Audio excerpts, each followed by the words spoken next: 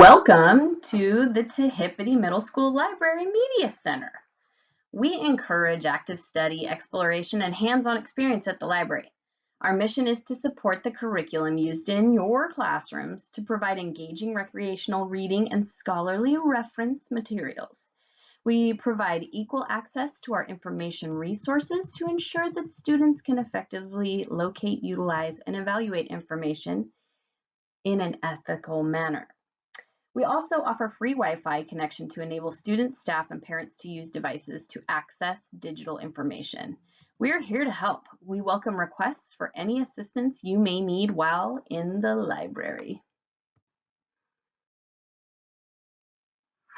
This picture was taken from the front door of our library. There are some extra precautions we are taking to help everyone who visits the library stay healthy. One of these is the sign-in sheet. Please write your name and the time on the sign-in sheet as you enter. Also, take advantage of the hand sanitizer available to you at the table and to the left near the counter. I mean, why not? Please adhere to the no food rule in the library. Let's be honest, nobody wants to touch a keyboard with ketchup dripped on it or a book with Cheeto dust on the pages. I think we can all agree that it's just a bad idea all around, so no food. And of course, please keep your mask up all the way onto your nose. Covering your mouth and nose is the best way to stay healthy yourself, and you're doing it to keep your friends and family healthy too. Let's all take care of each other right now and always. On the counter behind the sign-in desk, you can find a copy of the class time schedule, informational calendars for sports and clubs, and informational flyers about current events happening at school and in our community. I also have Scholastic book catalogs that you can pick up and peruse at your leisure. If you find something you'd like to purchase, I will gladly place an order for you. So swing on in. We are open Monday through Thursday at 7:30 in the morning at the same time as our school gates. On Fridays, we will be open after advisory.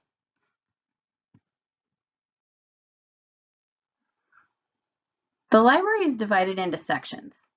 Become familiar with the classifications of books in the library and in which section they are located in. Knowing this will make it easier to find what you're looking for, whether it's something for a class research project or a book for your enjoyment. If you're looking for a good read, as you walk past the sign-in desk, head to the fiction section that's on your immediate right on the western wall.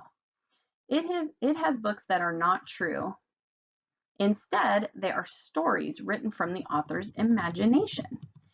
It's separated into genres or types of stories like fantasy, adventure, historical fiction, humor, mysteries, romance, science fiction, and realistic fiction. The fiction section also includes special collections like graphic novels, manga, books written in Spanish, picture books, and easy readers. Not sure what genre of story you like? That's okay. A librarian can help you figure that out. In addition to the fiction portion of the library, there are 3 more important sections of the library that contain materials that are based on facts and research. We are going to look a little closely at this portion of the library. After passing the sign-in desk, as you walk into the space, there is a long wall of bookshelves just past where the library staff desks are. Towards the back of this long line of shelves is the reference section.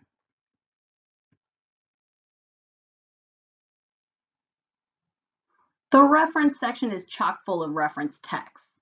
The label on the side of these books are marked with the letters REF. These are large books that contain unshakable, established facts.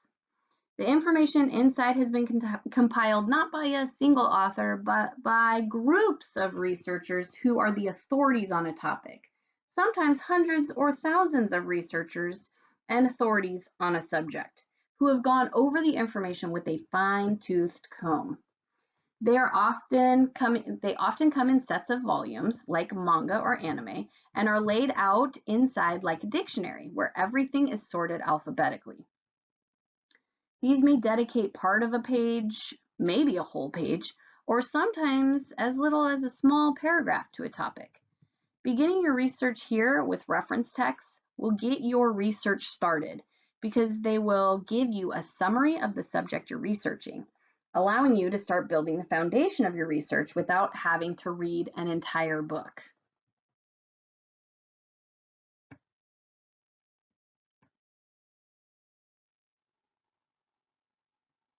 Here are examples of just 2 reference texts. There's reference texts that are like the Encyclopedia Britannica collection. It is a set of volumes that gives information about a ton of topics, from history, medicine, science, language, art, and much more. On the other hand, some reference sources are on a single subject, like the Star Wars Character Encyclopedia. That's a real reference source, by the way. Reference texts are most often formatted like a dictionary, but instead of the definition for the words, the entries provide facts about the topics or events. Topics are listed in alphabetical order. So if you're researching the Civil War, you'd want to find the volume that has topics starting with C for civil.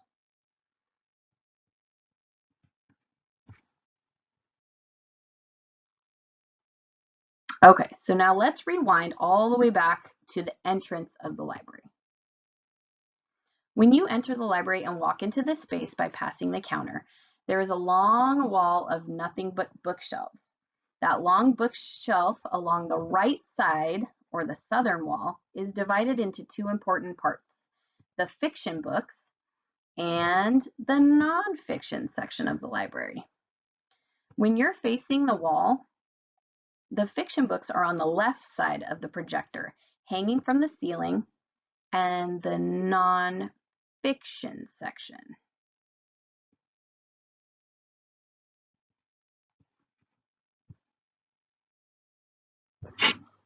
The nonfiction, or you might see the abbreviation NF, books contain facts about a bazillion different topics. Okay, that's an approximate number, but it seems like a bazillion. This section is where you would go to get informed about the strategies used in modern combat fighting, or how to fold origami, or maybe draw manga characters, or read about the Greek gods and goddesses, or look up all the stuff you heard on Shark Week to see if it's true or not.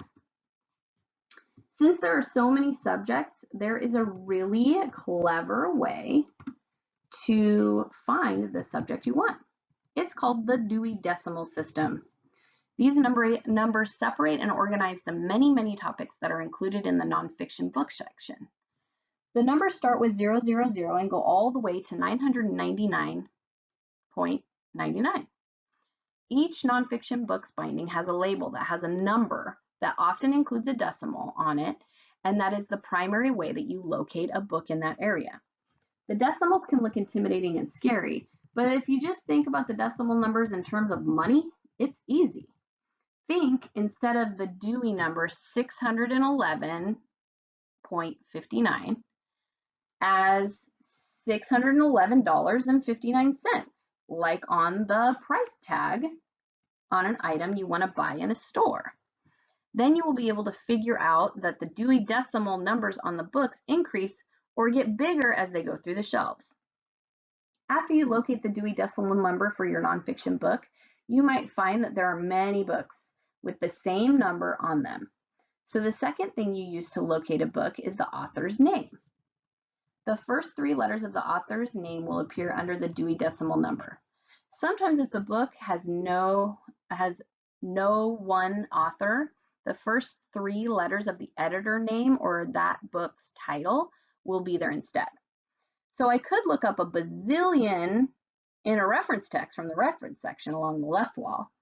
Then I could head over to the right side of the library and use a nonfiction book to find out just how big a bazillion actually is.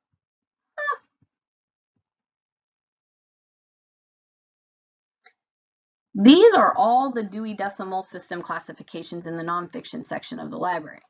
When I say classification, I mean that each group of 100 in the Dewey decimals. For example, the general works classification is from 000 to 099. It includes reference books about the news, information sciences, and even the library sciences. Next is the philosophy classification with the Dewey numbers 100 to 199. It contains topics like haunted houses, the paranormal, inspirational works, and feelings, just to name a few. The 200s cover religion, faith and religious systems, world religions, and myths from around the world. The 300s are about governments, laws, civil rights, criminal systems, education, fairy tales, and celebrations around the world. The 400s are all about languages. The 500s include all things science related like astronomy, dinosaurs, climate, math, plants, natural disasters like volcanoes and earthquakes, and chemistry. The 600s has info about technologies like engineering, agriculture, medicine, accounting, and manufacturing. The 700s includes works about art, photography, sports, and music. The 800s have literature and poetry from all over the world. And finally, history and geography is the topic covered in the 900 classification of Dewey. It covers archaeology, info about countries all over the globe, as well as their history, and of course about America, including info about the states and our history.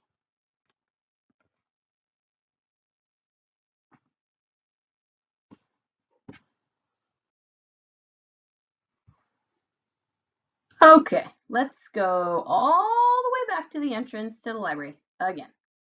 When you enter the library and walk in passing the counter, there is a long wall of nothing but bookshelves to your left. Then there's the biography section.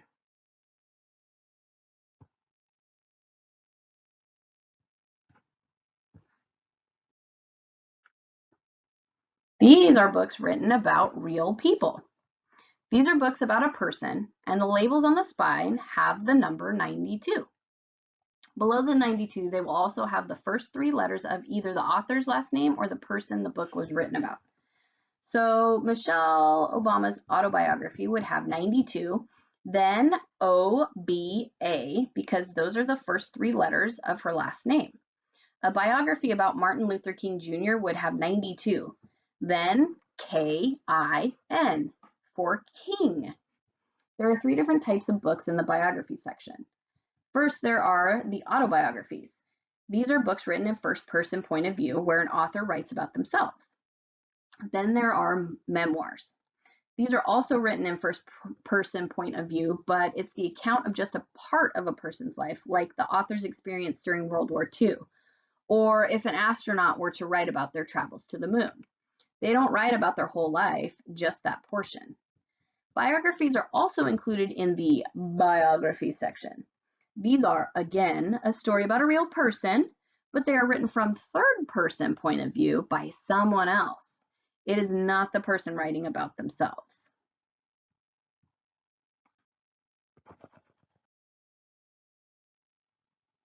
Lastly, but certainly not least, are the online research resources available to you. In the Clever app on your laptops, when you scroll down to the instant login applications, I'll point out a few that can help you find nonfiction sources. The first is Britannica School. This is a database chock full of about a bazillion different sources, including reference entries, articles, periodicals, and much more. This is a phenomenal resource for research. There's that bazillion again, huh? Then there is Destiny Discover. This app will allow you to search the library for physical books in the library from your laptop or phone, and you can put them on hold. When you put a book on hold, the library staff will get a notification that says you would like to check out that book. We find it in the shelves for you and check it out to you. You just stop by that library and pick it up. We will have it waiting for you. Destiny Discover also has ebooks, books you read online, like Kindle books, and audiobooks, books that are recorded and read to you. You can download and read these books from any device. Sora is an online library and also has tons of both audiobooks and ebooks you can check out. You have access to the Fresno Unified School District's collection and the Fresno County Public Libraries as well. You can check these books out or put a hold on them if they're not available. You can download these and enjoy them without Wi-Fi. You can also take notes, highlight, and bookmark pages in these sources too. Teaching books is also great. It allows you to search for books, gives you information on the books, resources, articles, book talks, and book trailers by many by the authors themselves. Great place to get primary sources on books.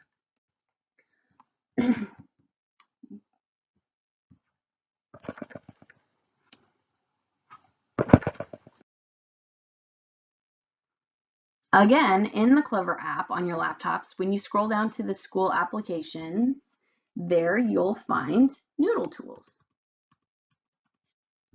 When it comes time to draft a works cited or references page that lets your teacher know all of the resources you dove into to conduct your research, this is an invaluable tool that will help you identify which information you need to include, format your sources, and import a draft into the Word document for you.